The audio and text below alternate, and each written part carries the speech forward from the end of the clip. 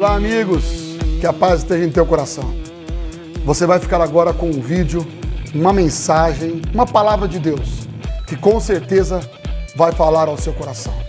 Peço a gentileza que você também possa se inscrever no nosso canal, compartilhar, ativar o sininho das notificações, para que você receba mais e mais vídeos e pregações, mensagens que vão edificar a sua vida, a sua casa, a sua família, em nome de Jesus.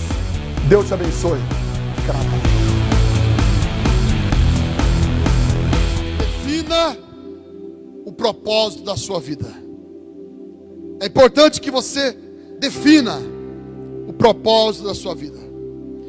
Por quê, pastor? Porque sem essa definição, se você não definir o propósito da sua vida, as coisas não caminham como deveriam caminhar. Você sai fora da rota, do destino a qual você deveria ir, e de repente você pega atalhos, pega caminhos, acaba se desviando do propósito. Definir o propósito da vida é algo especial, é algo muito importante para todos nós. Deixa eu te dizer uma coisa, algo lindo Deus está fazendo nesses dias. Como hoje mesmo pela manhã, nós não estamos transmitindo ao vivo, não estamos fazendo a nossa live, na verdade, pela manhã, os domingos pela manhã, mas eu passava hoje pela manhã ali no Facebook e várias igrejas, várias transmissões ao vivo, várias lives, uma atrás da outra. A pessoa tem a possibilidade de escolher a qual pastor ela se identifica mais, qual igreja ela se identifica mais. Lógico que eu estou mencionando isso com relação às pessoas que não têm o vínculo, a aliança com a sua igreja.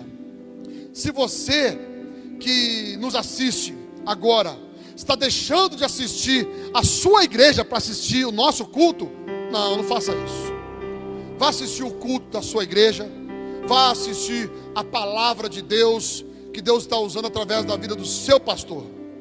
Seu pastor recebe orientações do céu para alimentar as suas ovelhas. Então vá lá ouvir uma palavra que Deus confiou ao coração dele, para as ovelhas dele. Talvez se você for uma dessas, vá assistir o culto do seu pastor, tá bom? Agora se você, não pastor, eu não estou vinculado a nenhuma igreja não, meu pastor, o culto da minha igreja já foi, tal horário, estou livre agora, posso assistir, dá benção meu irmão, pode assistir, eu também já assisti o culto, já assisto o culto de outros pastores, sem problema, mas não no horário da nossa live, não no horário da minha igreja, é lógico, amém queridos? Sabe o que se chama isso? Isso se chama honra, ética, respeito, princípios e valores. Deus abençoa quem respeita isso.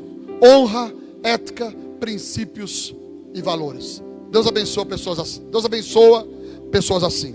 Escuta, esse versículo que acabamos de ler, Provérbios capítulo 16, versículo 9, ele diz assim, ó: em seu coração o homem planeja o seu caminho, mas o Senhor determina os seus passos. O Senhor é quem guia os nossos passos. Meus irmãos, nos dias de hoje, tem muita gente perdida. Aparentemente ela acha que sabe o caminho, mas na verdade está perdida.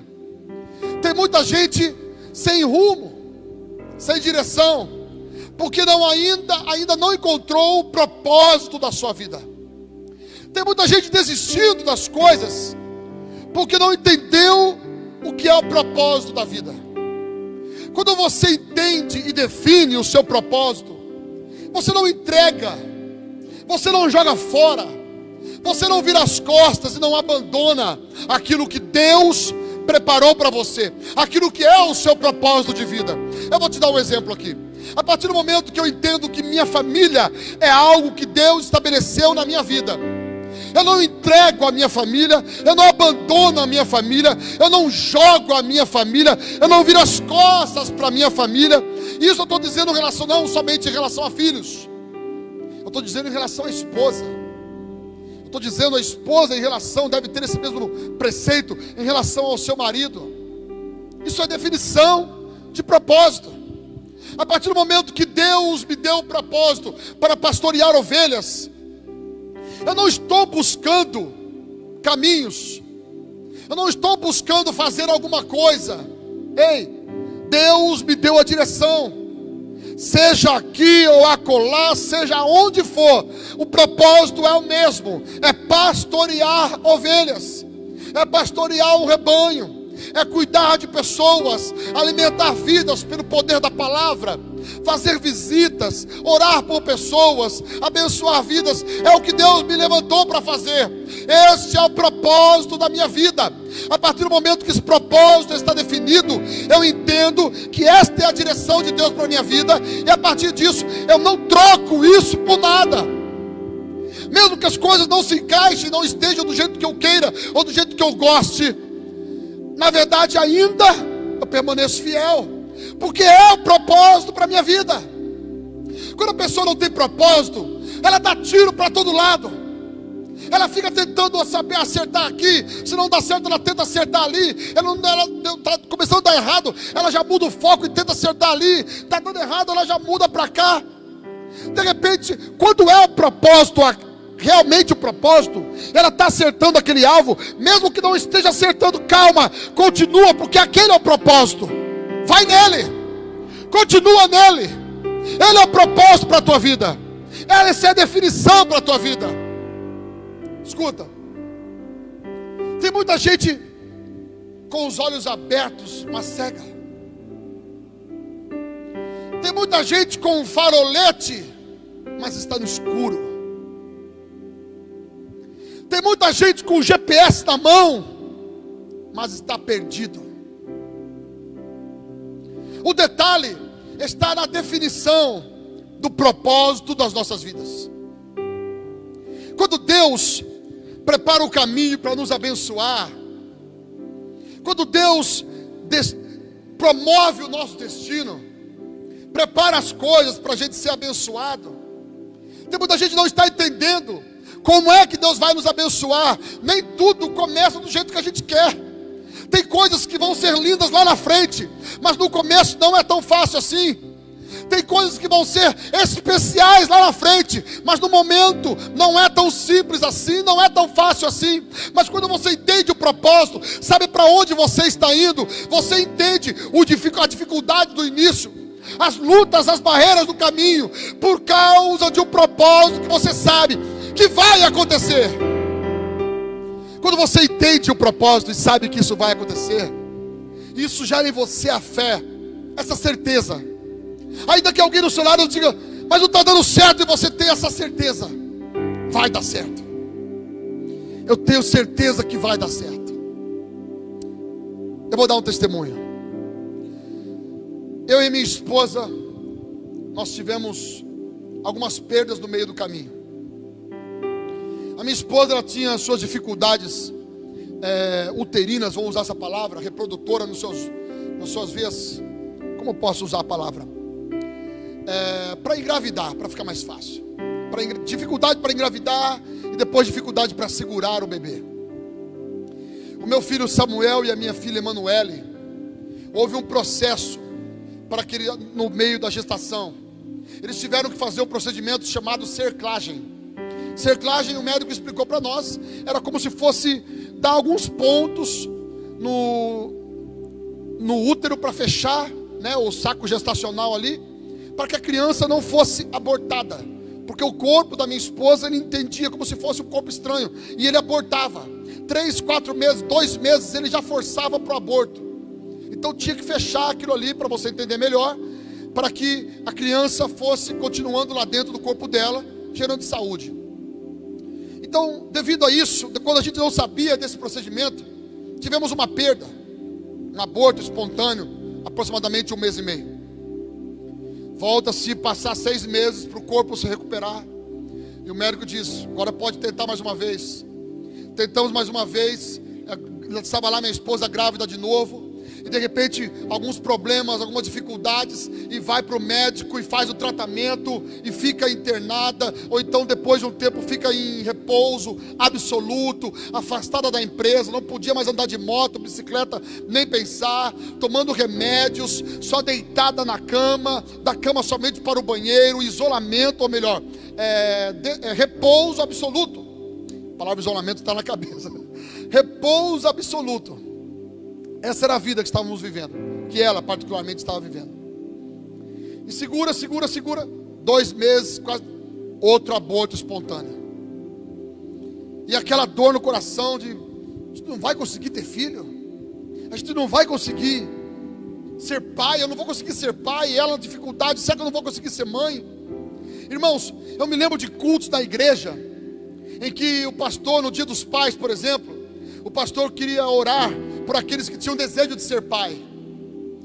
E então ele perguntava, tem alguém aqui que é casado, está na bênção de Deus para ser pai, tem desejo de ser pai? Eu levantava minhas mãos e ia para frente, ia correndo, porque eu tinha um desejo muito grande de ser pai.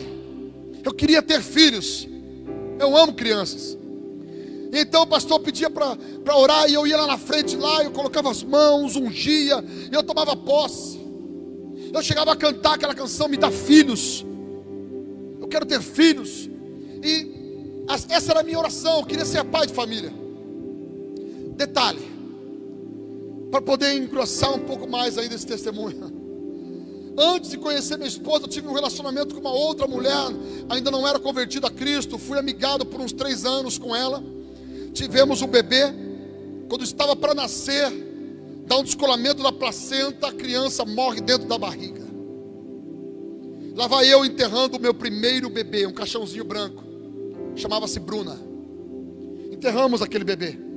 Foi algo traumático para nós, sofremos demais. E agora a vida passou, eu já estava me convertido a Cristo, parei de usar drogas, parei de fazer minhas coisas erradas, estava na bênção de Deus com a minha esposa, na igreja, já liderava na obra de Deus, trabalhava no diaconato. Tentamos uma vez aborto espontâneo, segunda vez outro aborto espontâneo, e agora mais uma vez, terceira vez, ela ficou grávida de novo, já estava crescendo o bebê.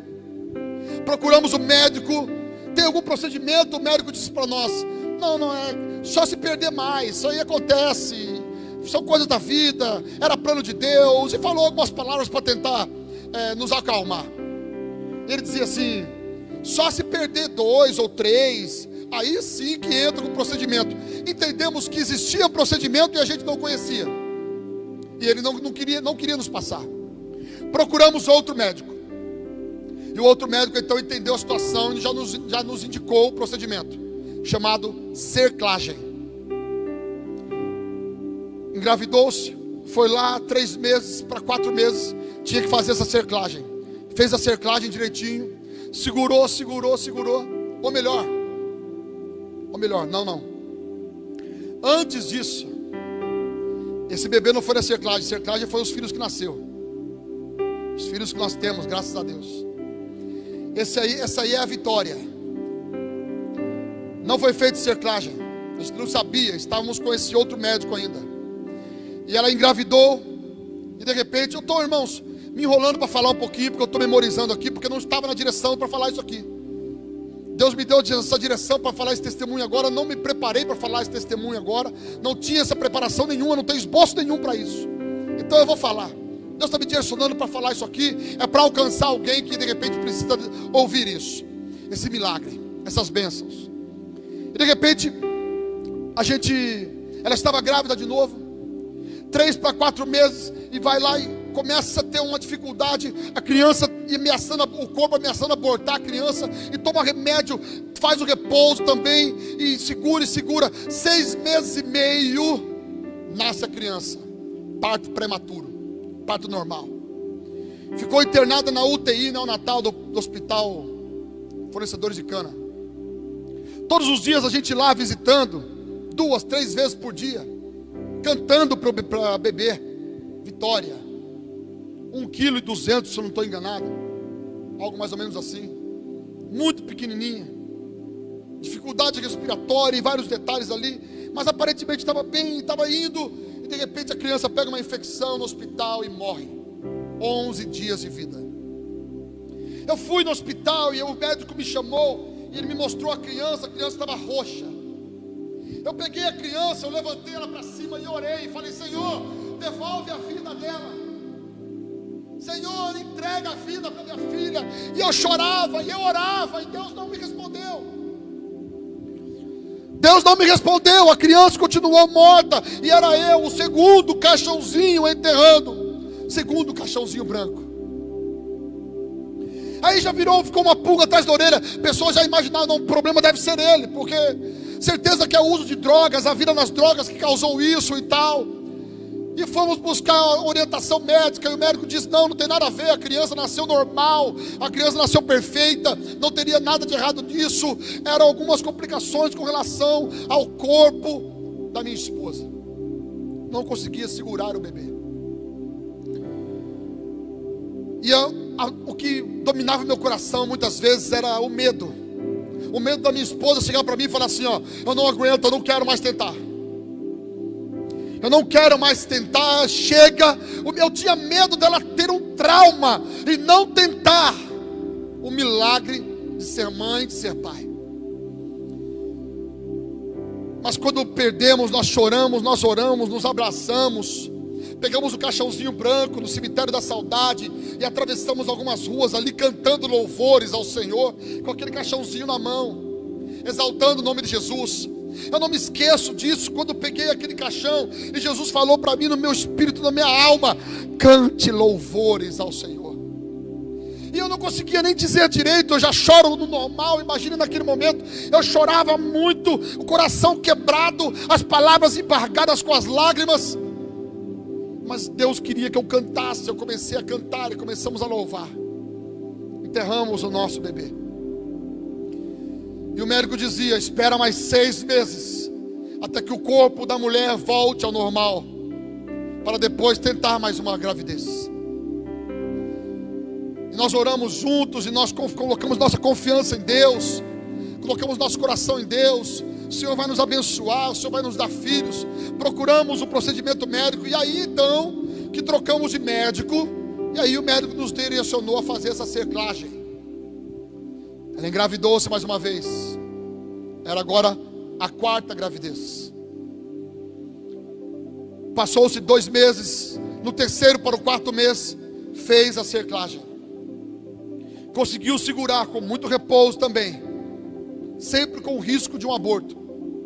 Muito repouso. Teve que sair dos trabalhos a qual ela trabalhava. Nunca pôde trabalhar enquanto estava grávida. Teve que abandonar os trabalhos. Tivemos que vender moto, comprar carro, porque não dava para andar de moto, e algumas dificuldades. E ela fez a cerclagem, segurando o bebê, e segurando o bebê, e segurando o bebê. Graças a Deus. Quando chegou nos 8 meses, 38 semanas, quase 40 semanas, vem o nosso filho. Estava a família toda no hospital, e de repente, esperando vir ao bebê, nasce a criança, e de repente eles aparecem com a imagem numa tela. Estávamos a família naquela sala na sala VIP, para assistir o parto. Sabíamos que não era ao vivo. O parto ele mostrava um pouquinho depois do momento em que nascia a criança. Mas quando apareceu a imagem na tela, a família toda feliz, e mostrou o médico tirando a criança da barriga da minha esposa, e a família toda feliz ali, parabéns. E eu olhava, eu ainda não via movimentos. A criança estava parada na mão do médico. Enquanto todo mundo estava feliz, eu não estava preocupada na criança sair da barriga. Eu estava preocupado com a vida da criança. Eu queria ver movimento, eu queria ver vida. Porque tirar a criança da barriga, já tirou outras vezes, mas tirou sem vida. E de repente o meu filho Samuel, quando tira ele da barriga, eu me lembro do movimento dos braços, quando ele abre os bracinhos assim. Então comecei a chorar, a glorificar a Deus, exaltar a Deus. Colocamos o nome dele de Samuel, que significa eu o pedi ao Senhor. Nós oramos a Deus para que Deus nos desse filhos, e Deus nos deu essa bênção. Nosso filho Samuel, que estava tocando bateria aqui agora, você ouviu alguns louvores. Vem cá, filho, vem cá dar um abraço em você aqui.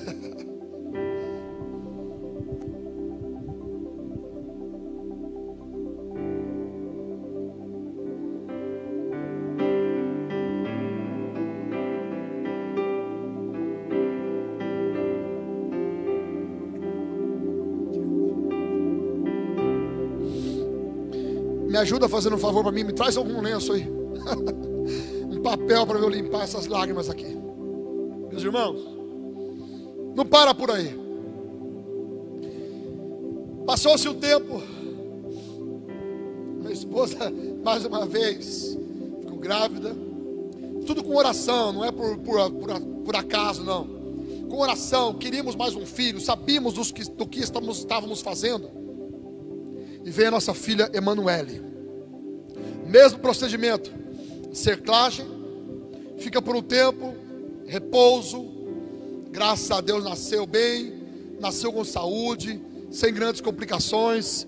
E vem essa bênção de Deus. Vem cá, vem cá, vem cá, vem cá. Corre aqui, filha. Obrigado, meu amor. Deixa eu te dar um abraço também.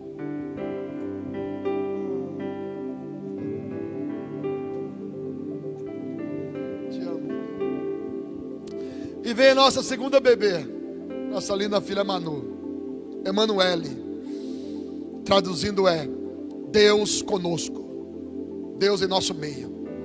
Começamos a glorificar a Deus, crendo que Deus está conosco. Deixa eu contar outra parte agora. De repente, a minha esposa colocou um contraceptivo no colo do útero, chamado de DIU. O propósito era minimizar, diminuir o fluxo de menstruação e também não engravidar. Na caixinha dizia 99 ou 9% de chance de não engravidar. Estávamos confiantes. Não, agora, maravilha. Eu já estava pensando, estávamos conversando em de repente eu fazer aquela vasectomia, aquela cirurgia que o homem faz para não ter mais filho.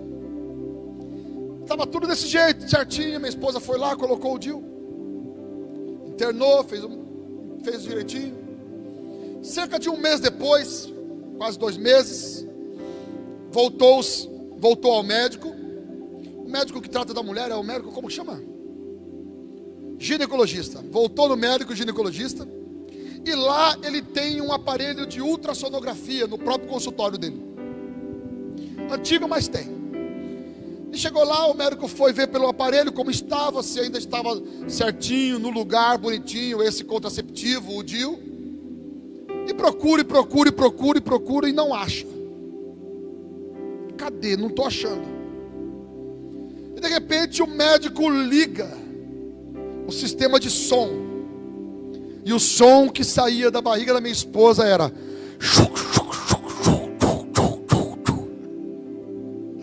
Mais um filho chegou para nós. Vem aqui, filho. Vem aqui, Miguel. Chegou essa bênção aqui para nós. Dá um abraço.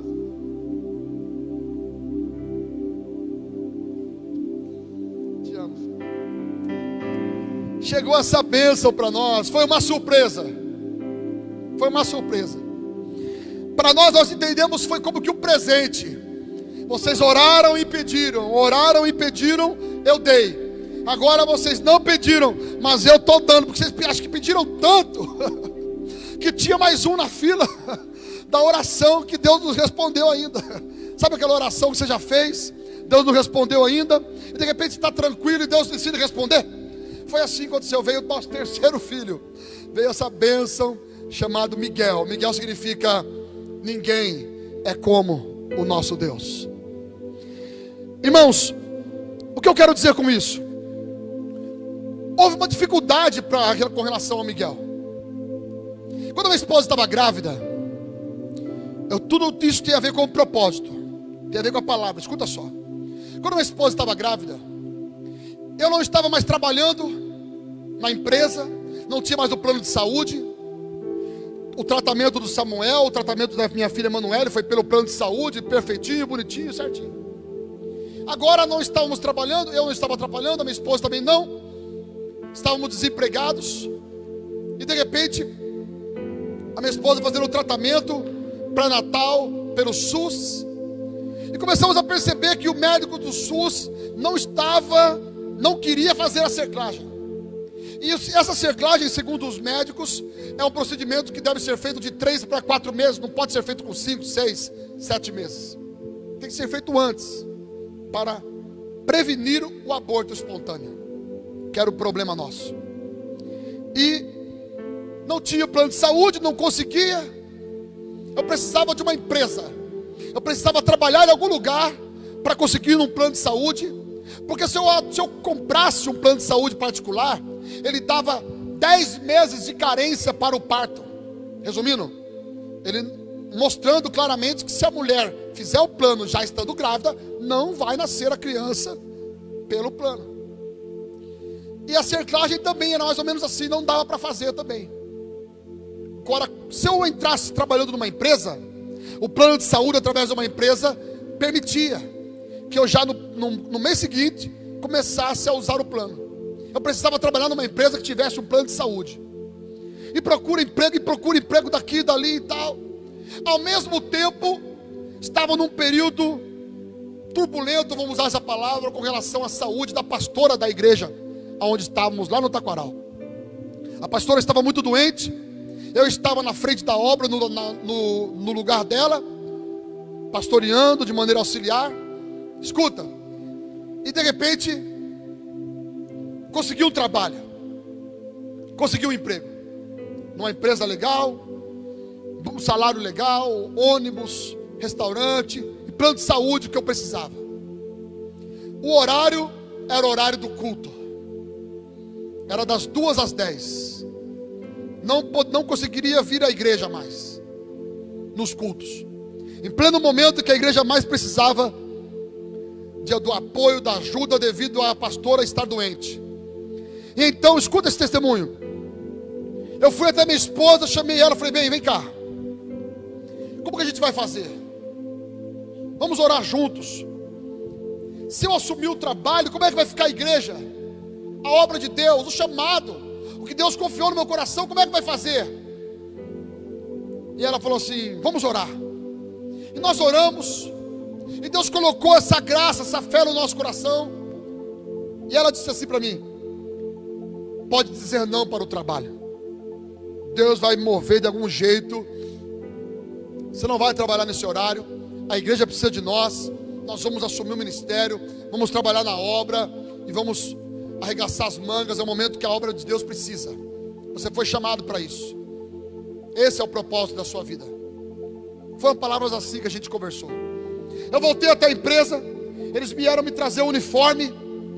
Eu entreguei de volta o uniforme para eles. Era para começar no dia seguinte. Nessa situação, a vida do meu filho estava em jogo. Porque se não faz a cerclagem, poderia ter um aborto espontâneo. Precisava da cerclagem. Eu precisava do emprego mais para isso do que para outras coisas. Fui lá e rejeitei o trabalho. Rejeitei o emprego, confiante que Deus ia fazer alguma coisa. Naquele momento, pessoas da família começaram a nos crucificar. Como? Isso aí é... Como que fala a palavra? Fanatismo, isso, essa é a palavra. Isso aí é fanatismo. Por causa da igreja, das coisas da igreja. Deixou o trabalho, a criança está para nascer.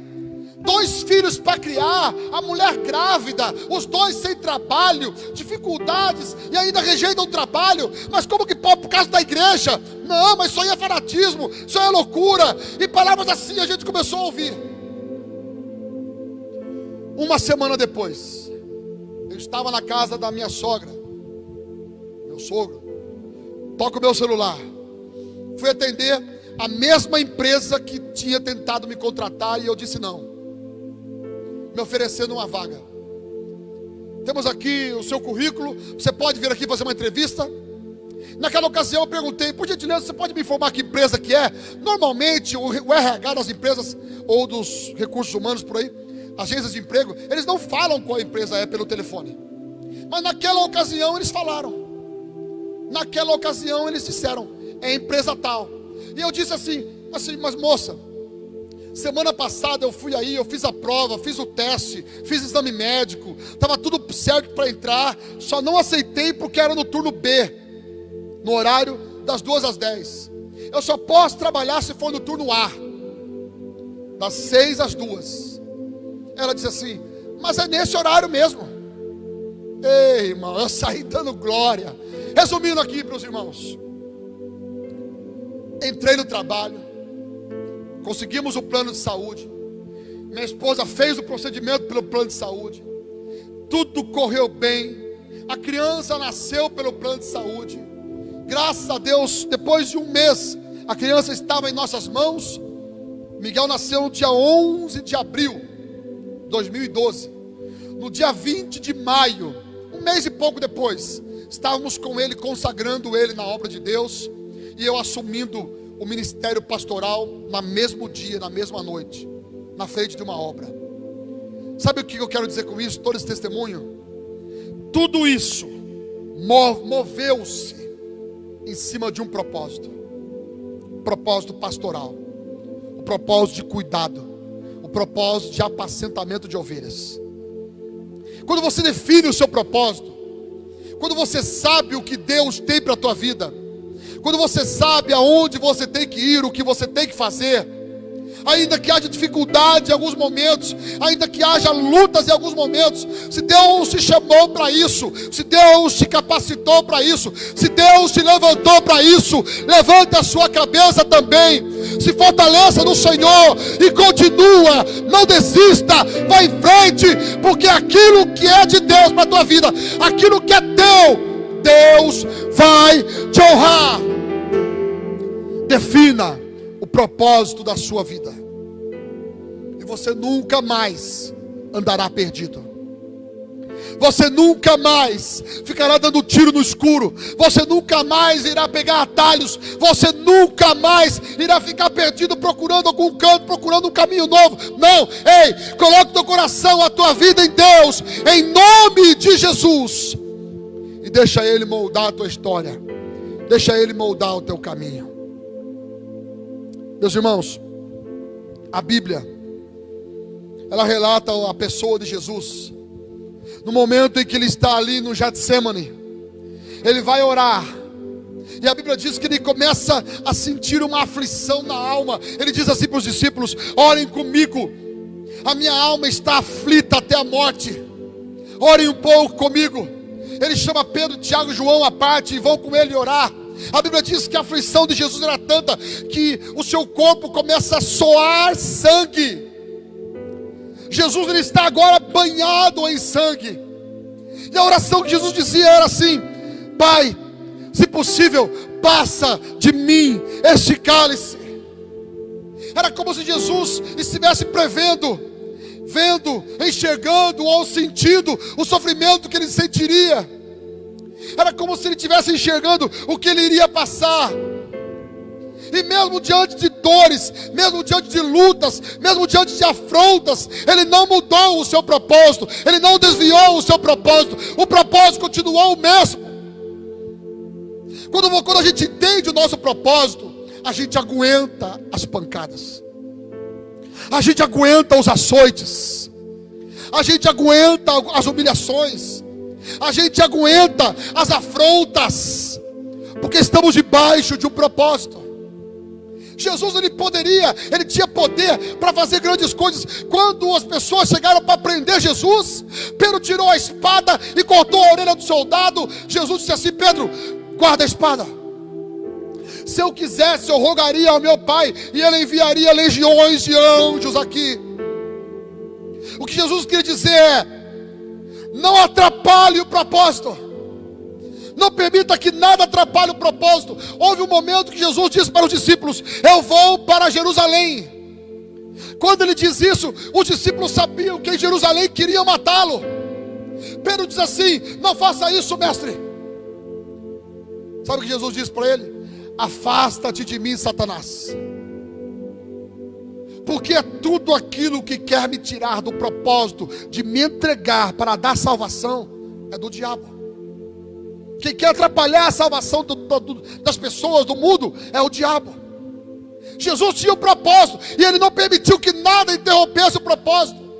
Ele suportou a afronta, colocaram um saco na cabeça dele, batiam nele e diziam assim: diga quem foi que te bateu.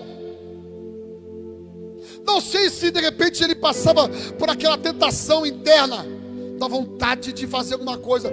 Eu acredito que não. Porque o propósito estabelecido faz você vencer. Eu vou repetir. Quando o propósito está estabelecido, ele te faz vencer. Você começa a aguentar algumas lutas, algumas barreiras no meio do caminho, quando a sua vida está definida no propósito. Uma vida sem propósito é uma vida sem sentido, é uma vida perdida, é uma vida jogada nas escolhas que a vida lhe traz, que o mundo lhe traz, que as circunstâncias lhe traz. Ainda que em alguma esquina da vida as coisas não dê certo, mas o propósito continua. O propósito é o mesmo. Ainda que em alguma esquina da vida as coisas não caminhem tão bem, o propósito continua o mesmo. A partir do momento que Paulo, eu já encerro, recebeu o propósito para ser pregador do Evangelho, Paulo recebeu o propósito de ser um apóstolo de Cristo. Na primeira pregação dele, eles perseguem Paulo. A Bíblia diz que Paulo tem que fugir da cidade. Ele recebeu açoites, foi chicoteado. Ele sai daquele lugar com as costas marcadas pelo sangue, pelos chicotes. Ele chega em outra cidade e começa a pregar. Sabe o que isso me ensina? Mesmo com as costas doendo, mesmo com as costas cortadas, mesmo com as costas marcadas pelo chicote, no outro lado tem outra cidade, tem alguém que precisa, o propósito continua. Não é porque esse ano está sendo difícil que tudo acabou, meu irmão. Não é porque esse início de ano está sendo difícil que tudo está perdido. Agora joga tudo para o alto, abandona tudo, vira as costas. Ei, não, a história continua, calma, respira fundo, levanta a cabeça, tem uma nova história pela frente, o propósito continua. Deus ainda tem coisas poderosas, especiais para realizar na sua vida. Receba essa palavra em nome de Jesus. Sabe por quê? Porque o propósito continua. Jesus é o mesmo ontem, hoje e será eternamente. O propósito continua o mesmo. As coisas mudaram, o propósito continua o mesmo. Não, a igreja modernizou, pastor, agora é online. O propósito continua o mesmo. Sabe qual é? Que você entregue, você aí que me ouve, entregue a sua vida a Jesus Cristo de todo o seu coração. Arrependa-se com a sua alma, com a sua vida. Seja batizado nas águas e seja salvo. Creia no Senhor Jesus. Este é o propósito para a sua vida. Continua o mesmo. A tecnologia chegou. Na época de Jesus não tinha microfone, não tinha câmeras, não tinha internet, não tinha projeção, nem tão pouco teclado. Mas o propósito continua o mesmo. Ele não mudou. Algumas coisas acrescentaram no meio do caminho, e o propósito continua o mesmo.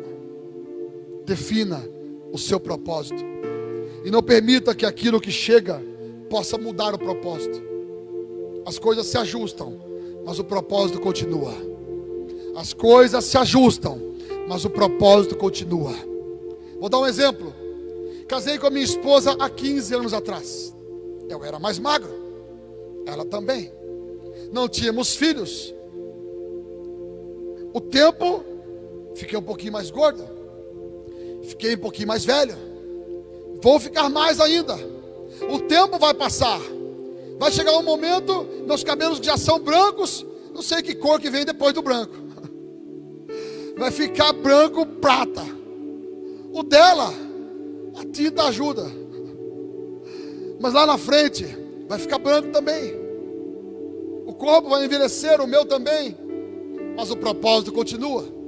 Casamento, família, amor, cuidar um do outro. Os filhos crescem. Antes a gente carregava no colo, agora é eles que nos carregam no colo, mas o propósito continua. Ame o teu filho, filho, honra teu pai e tua mãe. O propósito continua o mesmo. Defina o propósito e não permita que as circunstâncias mudem o propósito da tua vida. Amém, meus irmãos? Você pode se